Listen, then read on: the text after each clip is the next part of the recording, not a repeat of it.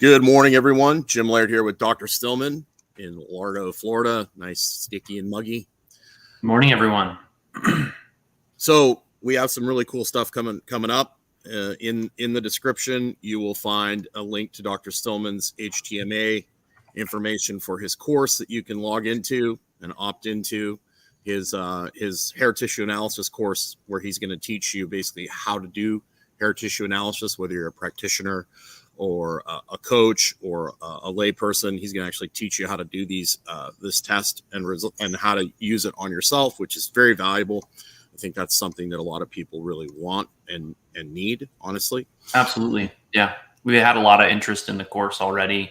Yep. And, if you're a practitioner, this is a no-brainer because we're going to really walk you through a lot of this. And you're going to have time with Clark and I, we're running the program together. You're going to have time with us to ask us questions and learn more about the specifics of how we do it. Yeah. So you need to, you can actually, there's a YouTube video. If you go into the live playlist, you can set a reminder for that, but you can also opt into the funnel, and that way you'll get multiple reminders to that. That's right. You can also find out how we can help you in our link trees. You can also go to stillmanwellness.com and figure out how we can help you.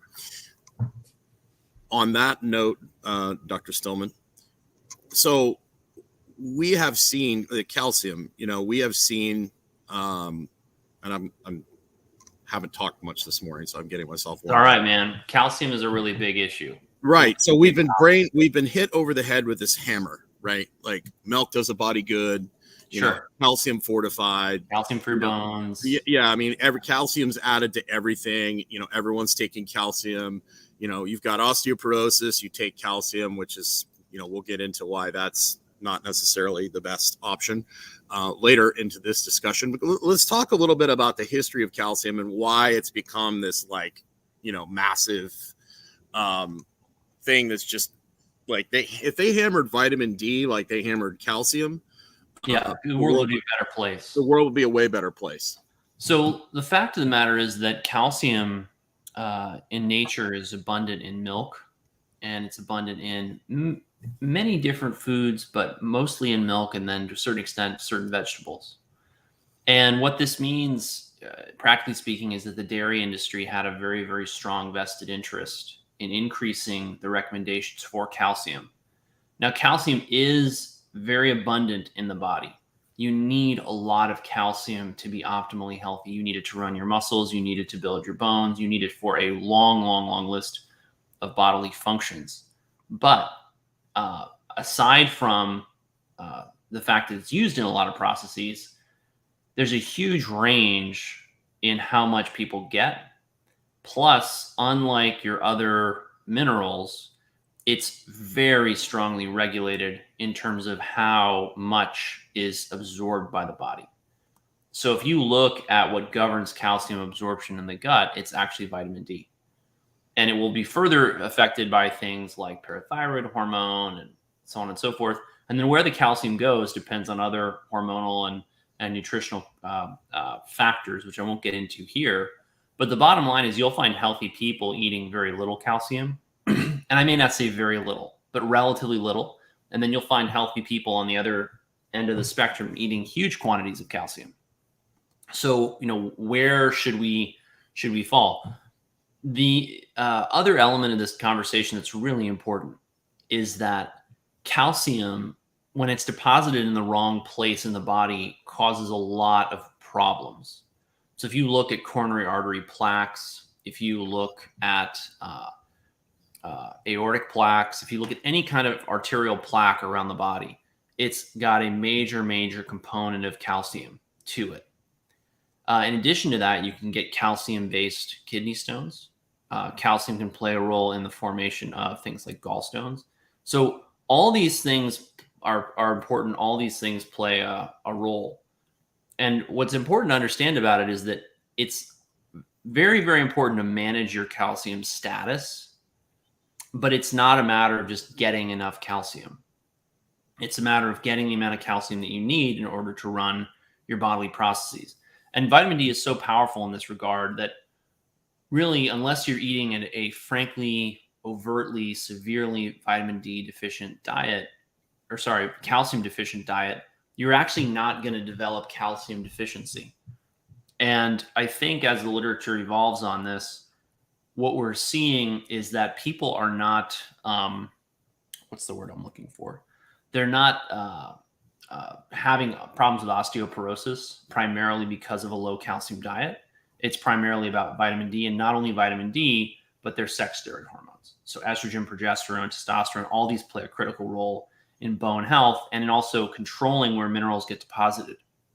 So when you find people who have problems with kidney stones, who have problems with metabolic syndrome, who have any of these problems, what you'll find is that they have altered and abnormal hormone profiles very often.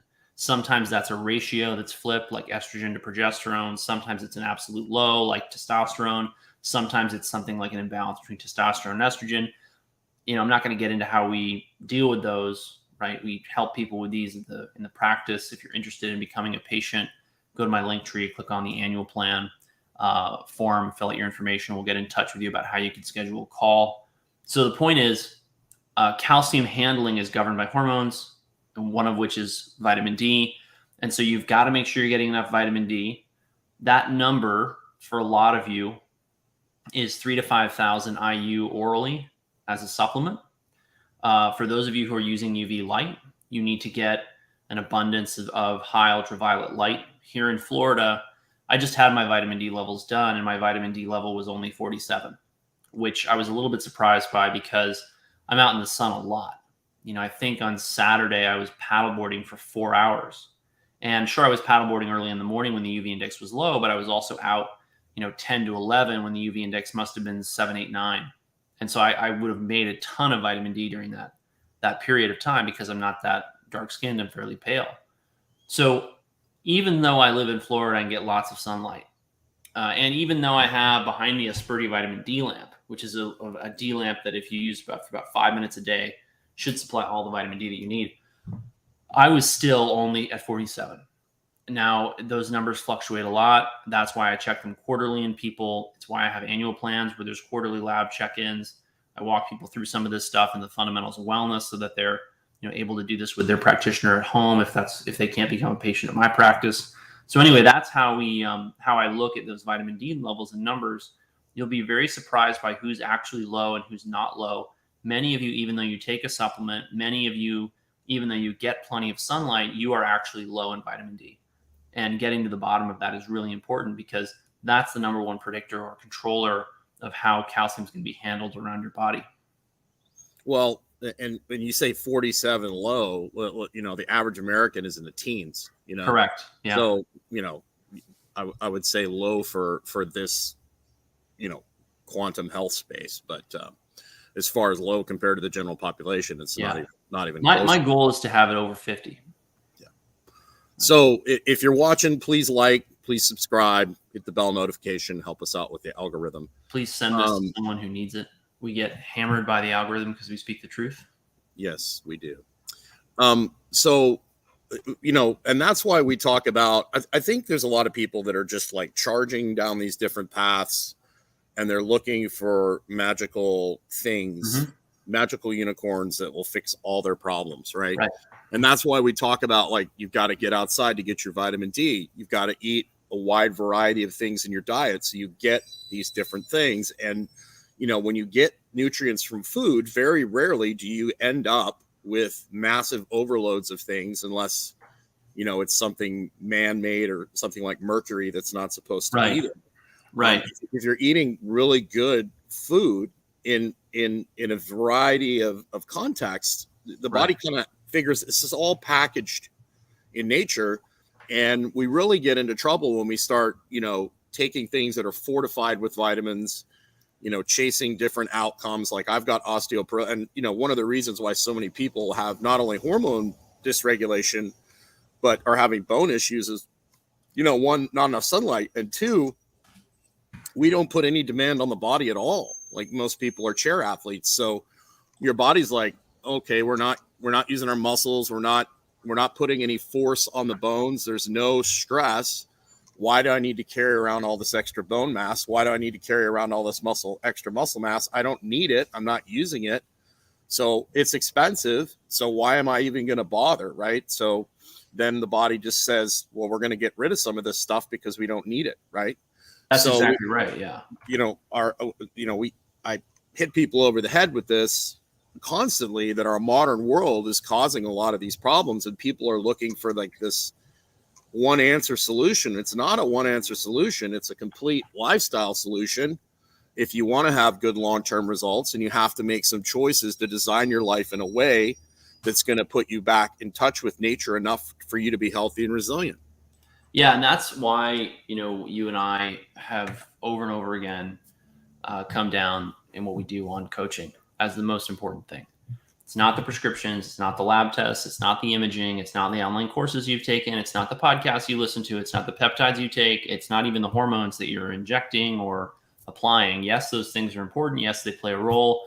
No, we can't achieve really incredible, vibrant, optimal health without some of those things.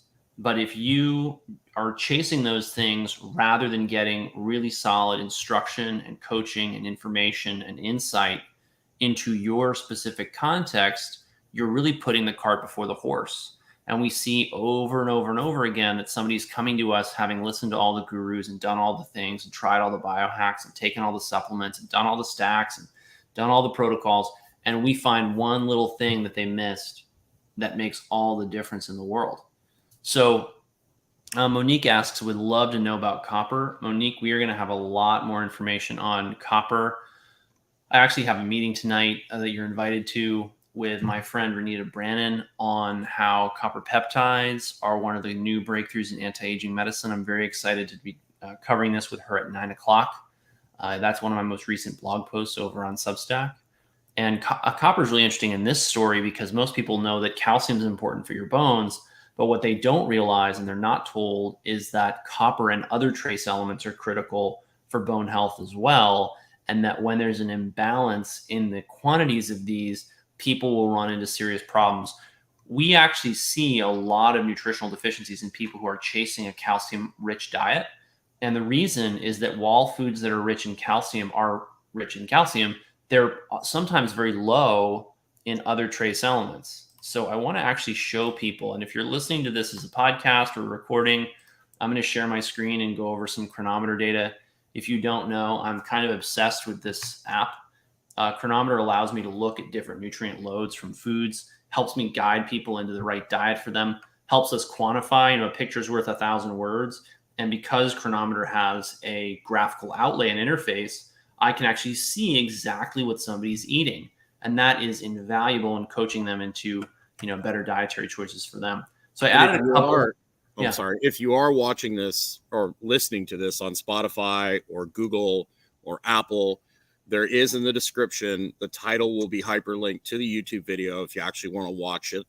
And then also, Monique, if you go to Dr. Stillman's YouTube page, Stillman MD, and you click on the lives, you can see that it's the thing he's doing tonight, the live at 9 is there, and you can set a reminder so that you will be reminded when he goes live. Right. So in Chronometer, I just threw in a couple of the foods that I know are highest in calcium. You'll see that cheeses, milks, whether it's goat milk, cow's milk, whatever, they're very high in calcium. You're getting hundreds of milligrams per, cup serving or ounce serving in some cases. Next is the greens. So I put in turnip greens here, coming in at 200 milligrams, but that's for 2 cups of turnip greens. That's a lot of turnip greens. Next is one that I think people really underestimate, which is molasses. Molasses has got 200 milligrams of calcium. And the other thing I like about molasses is it's loaded with magnesium. It's got 100 milligrams of magnesium in every serving. And the reason I like that is because what a lot of people don't know that I alluded to earlier is that where calcium goes largely depends on how abundant magnesium is in the body. So when magnesium is low, calcium tends to get deposited all over into bad places. And that's why you'll see very, very strongly associated a low magnesium state or magnesium deficiency with kidney stones, with heart disease, with strokes, with metabolic syndrome, with osteoporosis. You absolutely must get enough magnesium. And it's one of the things I most commonly find people low in their dietary data. Simple hacks, simple solutions are there. I share these with people in the coaching programs. And that's part of how we get people to, I'd say I lead with food. I'm always trying to lead people into the best diet for them. And then we supplement with nutritional supplements in order to make up the difference for what they may need otherwise. So then, the other three foods that I included, just for the sake of a counterexample here, are lentils, and then some lean red meat, and then some lettuce. So there's very, very little calcium in lentils, very little calcium in roast beef, very little calcium in lettuce. Now, what I think is really interesting about this is if you look at the lettuce, it's 15 milligrams for, I think it's 2 cups. Let me double, triple check that, because it's almost seems unrealistic. We're going to make it 2 cups. There's only 30 milligrams, 30 milligrams or so of calcium in romaine lettuce, 2 cups of romaine lettuce. Compare that to the 200 milligrams in turnip greens. This is one of the principles that I really think people ought to know about, which is that, people will hear things like, oh, you get a lot of folate from this or that or the other thing.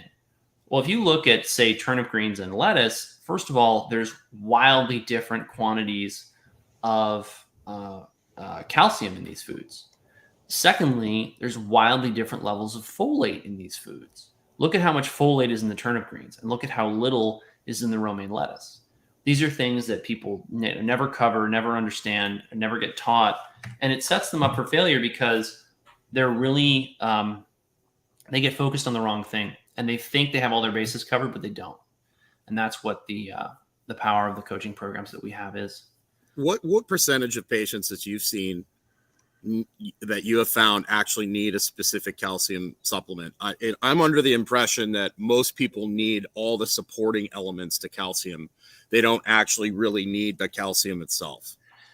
So, yes, I have found very few people truly need a calcium supplement.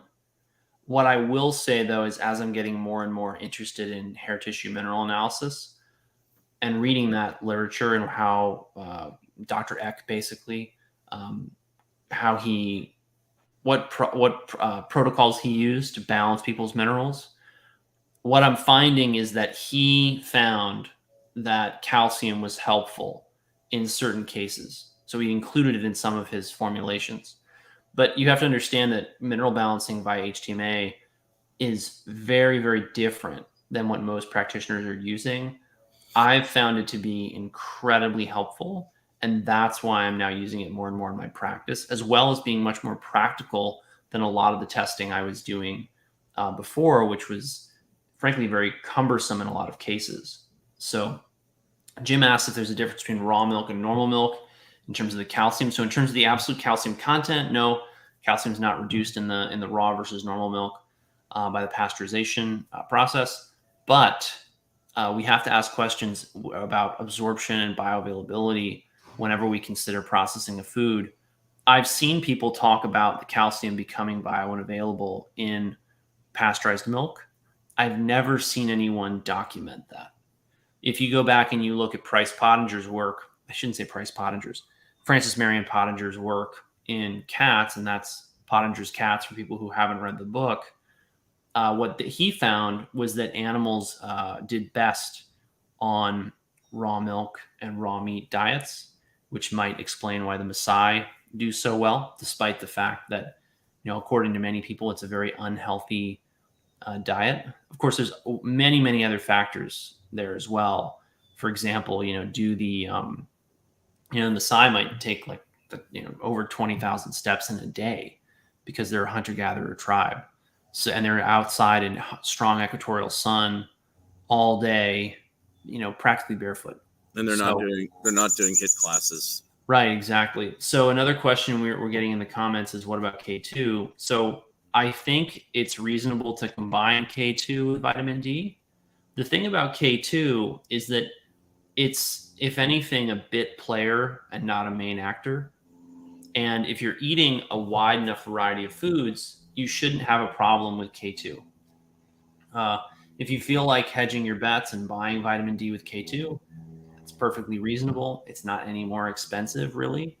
But, you're getting a lot of K2 from many different sources, organ meats, hard cheeses. And, I don't know if we really truly need excessive quantities of it that you get from supplementation. I do think that if somebody had severe calcification, I would advise them to use it because it does have a lot of biochemically, it's very powerful in helping the body to not calcify in a pathological way. So, Jim, any other thoughts on calcium? I think that about covers it from my perspective. Well, I agree. You did a great job with that and keeping it simple. I just think, like most things that the mainstream over magnifies, there's definitely been too big of an emphasis put on calcium and particularly compared to other micronutrients, and not enough emphasis on the others. Like I think you don't hear people talking about magnesium or, even like vitamin D, like you don't hear people, the noise on calcium is much louder than it is on like magnesium and vitamin D. And it's rather frustrating because most people, I think, in my opinion, are, most people are probably eating dairy and doing things like that. And most people are extremely deficient in other things other than calcium, but they keep ramming this calcium down your throat. Like, you need more calcium, you need more calcium, you need more calcium. So. Right. No, I agree. It's a big problem. And again, it goes back to the milk lobby. They wanted to create a much higher demand for milk. And so they inflated the calcium requirements to such that everyone would be calcium deficient. At least it would look calcium deficient in their diet if they didn't consume huge quantities of dairy. Yeah. So you add insulin resistance and tons of a refined starch and a high calcium diet, and you end up with no fun. That's right. It's bad news. And that's one thing about it's one thing about the difference between expert opinions and real world realities. Jim and I specialize in real world realities, and it's what we help people understand because there's so much out there. Calcium being inflated and its requirement by the dairy industry is just the tip of the spear. We see people who are overdosing on every kind of supplement. We see people who are underdosing on every kind of nutrient. And it's only when we have time with them in coaching programs that we can actually get to the bottom of what's, troubling them. Or in my annual plans of practice that also includes some group coaching. So, well, and the thing is too, like there's so much information. Like obviously we're not the only people out here that there's hundreds of thousands of podcasts. There's hundreds of thousands of people you can follow that are all giving you different noise. But how many people are actually taking action on a few simple things? I mean, we'll get on a call and I'll be walking somebody through some things. They're like, I know that. I know that. I know that. I know that. I know that. But then it's like, okay, stop. And how many of those are you actually doing? And the number of people that are actually doing the basic things that are going to get them results over the long haul are few and far between. Mm-hmm. The same thing with business. Like there's no secrets. Everybody, you can go online and find all the things. That's right. But how many people are actually doing the things on a consistent basis, year after year, day after day? And that's where most people just, they go wrong because they just don't do the bare bones basics consistently long enough. And then they get frustrated and they're looking for, and that's where all the marketers come in to sell them the magic pill. The 12-week fat blast or the, right. Lose this or in the 90 stem days. cells. And one of the biggest problems with people's mindset about this is that they equate the price with the value. And that is insane. I've seen you help people change, say, their ribcage ribcage position and transform their ability to do an exercise so that all of a sudden they're not having joint pain. I've seen you change things about people's alignment in ways where all of a sudden they were moving differently, moving better. And they may not realize, it might have only taken 5 minutes, might have only taken 3 minutes. But the reality is you may have saved them a joint replacement. You may have saved them a labral tear. You may have saved them a surgery. And I'll never forget a conversation I had once with a patient early on when I was doing free calls introductory calls to explain to people what I did and how I did it. And this guy was telling me about his knee pain. And he said, I spent $5,000 on stem cells, last year. And I said, oh, okay. How did it work? He said, well, it worked for about 3 to 4 months. And I said, okay, now your pain's back. I said, well, what's going on with your weight? What's going on with your exercise? And he's like, yeah, I'm really overweight. I need to lose weight. I know I need to lose weight. I I said, well, what are you doing about it? He says, well, tried this and tried that and tried this other thing. And I said, okay, well, listen, I'm happy to help you figure out what you're doing wrong. My initial visit at the time was like $250 for an hour. It got up to $585. It still is $585 actually. And he says, well, that's expensive. And I'm thinking to myself, I know I can help this guy lose the weight that's giving him the knee pain. And he thinks that the consult is not worth the $585 when he already, or $250 at the time, when he already spent $5K on the stem cell procedure. And it didn't work. And it didn't work. Got to be really mindful of how you think about the value of the care you get, because what you're going to do, and I've seen this over and over again. Everyone I hate to say this, but most people I know who are running a really hyper successful clinic, they're marketing it based on 1 or 2 procedures. And I have no problem with that, for the record, but people will come to me after they've seen them, and we get better results in many cases, because instead of chasing procedures and supplements and things like that, we actually dial in the fundamentals, and then your body's natural healing capacity comes online and you get better. You heard the story of the guy, they had it was a boat, like a huge, massive boat. Yeah. And they were having engine issues, and they had to get going or whatever. And they hired this guy who had been in the business for like 35 years. And he comes in, he's got this toolkit. He walks around, he listens to a few things, and he like taps this engine like with a hammer in one place. And all of a sudden the engine, like everything works well, right? And then he gives them a bill for like $20,000 or something. And they're like, what are you talking about? All you did was this. And he's like, well, I had to have the experience to know that's what needed to happen. Right. Right. And I'll say this, if you're watching this, if you understand this one concept, and this one concept bleeds over into all aspects of health, options are the key. When you lose options in your breathing, when you lose variability in the way you can move your body, when you lose the ability to be metabolically flexible, when you lose the ability to be variable in your blood pressure, that's when you get in trouble. Okay.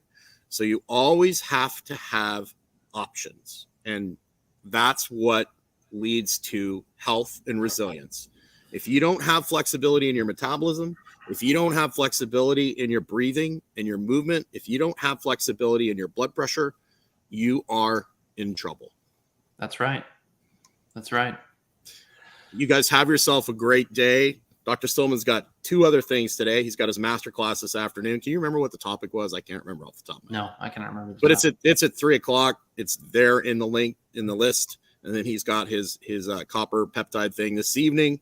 And then, of course, when you say in the list, you mean it's already available over on YouTube. You can set a reminder, right? That is correct. If you go to like live list, or if you go to, you just go to you click on Dr. Stillman or my page and you hit live, or if you come to the front page, it'll have future things on the front page. And then you can just click the little reminders that send you a little notification as soon as you go live.